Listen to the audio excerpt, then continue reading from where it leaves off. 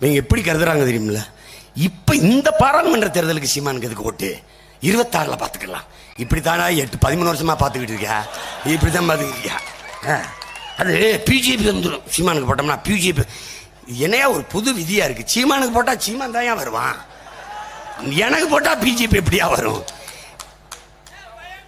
பயம் வந்துடும். பாருங்க நீங்க இந்த இது போட்டியில் இருக்கிறத பாருங்க. பாரதிய ஜனதா அது ஒரு கூட்டத்தை சேர்த்துக்கிட்டு ஒரு கட்சியை மத கட்சியை கூட இருக்கிறது பூரா ஜாதி கட்சி. என்ன சிரிக்கிறா? ஜாதி கட்சியை இது இவன் இங்கிட்டு ஒரு கோஷி எப்படி தெரியுமில்ல? ஒரு சொல்லுவான் ஊரில் ஒருத்தன், புலி வருது நான் படுத்துக்கிறேன் எல்லாரும் என் மேலே ஏறி படுத்துக்கிறீங்க. அது திமுக கூட்டணி. எல்லாரும் எல்லா கட்சியும் என் கூட வந்துரு. புலி வருது. எந்த புலி? இந்த புலி தான்.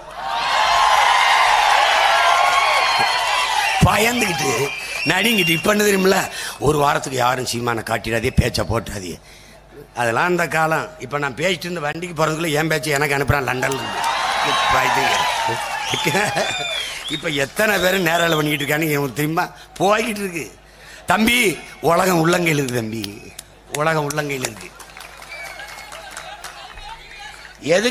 எதுக்கு வேளாண்மையை பிடிச்சுக்கிட்டு அண்ணன் அப்படியே நிக்கிறேன். வேளாண்மை அரசு பண்ணி ஆக்கணும்டா, நிலத்தை வெட்டி வெளியேறக்கூடாது, வேளாண்மை கைவிட்டனாலாம் பிச்சை எடுக்கிறீங்க.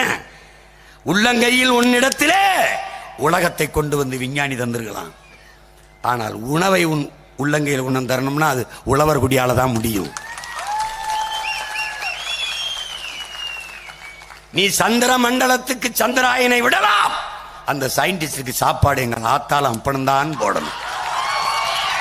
புரியுதுன்னு நினைக்கிறேன். இப்ப ஏன் புரியுதுடா? சாப்ட்வேர் உலகின் பிதாமகன் பில்கேட்ஸ் 2,50,000 ஏக்கரில் விவசாயம் பண்றான் அமெரிக்கால. அதான் இந்திய நாடாளுமன்றத்திற்குள் என்னுடைய பிள்ளைகள், என் தம்பி தங்கைகள் சென்று இந்த மண் இழந்துவிட்ட உரிமைகளை மீட்க போராடுவார்கள், பேசுவார்கள். எங்க அன்னை தமிழ் மொழி ஆட்சி மொழி ஆக வேண்டும். தமிழ் மட்டுமல்ல, தெலுங்கு, கன்னடம், மலையாளம், துளு எல்லா மாநில மொழிகளும் ஆட்சி மொழியாக இருக்கணும். அந்தந்த மாநிலங்களில் அந்தந்த மாநில மக்களின் மொழி ஆட்சி மொழி. தொடர்புக்கு ஆங்கிலம் இருக்கலாம். தொடர்புக்கு கெடுவாய்ப்பாக வெள்ளக்கரணமலை ஆண்டுட்டான்.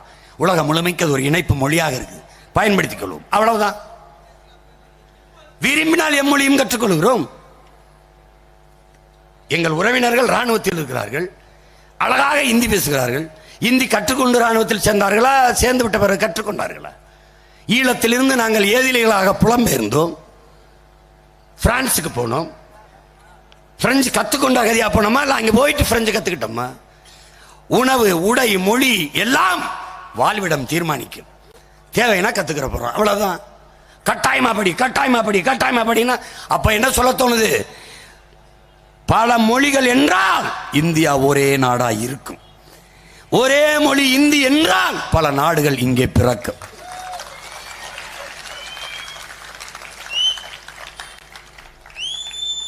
நீ ஒரே நாடு ஒரே ரேஷன் கார்டுக்கு வந்துட்ட. ஆனா காவிரியில் எனக்கு தண்ணி வாங்கி தரலையே. என்னுடைய வளங்களை எல்லாம் பொதுமையாக்கிய இந்த நாடு அவரவர் நீர்வளம் அவரவருக்கே என்று நிற்கும் போது ஏன் எனக்கு ஆதரவா நிக்கல? பிரதமர் தலையிட்டு தீர்த்தார். தமிழர்களுக்கு உரிய நதிநீரை பிரித்து கொடுங்கள் என்று சொன்னார் பாரதிய ஜனதா ஆளும்போது. இல்ல அருமை சகோதரர் ராகுல் காந்தி தமிழ் மக்கள் ஓட்டை கேட்டு அப்படி வர்றார். தேவதூதர் என்று அவர்களை புகழ்கிறார்கள். அந்த தேவதூதர்கிட்ட சொல்லி காவிரியில் கொஞ்சம் தண்ணி பிளீஸ். அப்போ உங்களுக்கு வெக்கமான சூடு சொரணெல்லாம் இல்லையா? என் இனத்தை கொண்டு வருவேன், கச்சத்தவை எடுத்து கொடுத்து போடுவேன், மீனவனை சுடுவேன், நீ கேள்வி வைக்க மாட்டேன். நான் செத்து விழுவேன், நெத்தியில பொட்டு வைக்கிறது கூட 1 ரூபா தரமாட்டேன், நீ வரமாட்ட. இந்திய நாட்டு ராணுவத்துக்கு வேலை செஞ்சு போராடி என் பிள்ளை செத்து பணமா வருவான், அவனுக்கு ஒரு 10 லட்சம் நிவாரணம் அளிக்க மாட்டேன். இந்த திராவிட மாடல் கள்ளச்சாரம் குடி செத்தா 10 லட்சம் கொடுக்கும், ஆனா போராடி செத்தவனுக்கு 1 ரூபா கொடுக்காது. இதெல்லாம் மாடல், திராவிட மாடல்.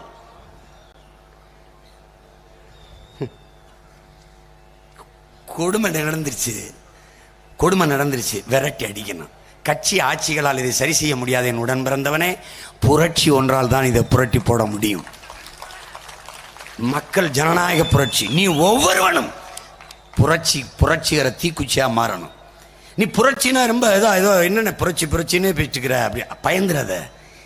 ஒவ்வொருத்தனும் நீ தினம் பல லட்சக்கணக்கான பலாயிரக்கணக்கான புரட்சியாளனை கடந்து போயிட்டு இருக்க. நீ வெறுங்காலம் நடக்கும்போது கல்லு முள்ளும் குத்துது, செருப்பு தேவைப்படுது. செருப்பு தைக்கிறான்ல, தைக்கிற செயல் புரட்சி செய்து தரவன் புரட்சியாளன். நீ முடி இந்த அடிமா இருக்க அசிங்கமாக இருக்க பார்க்க.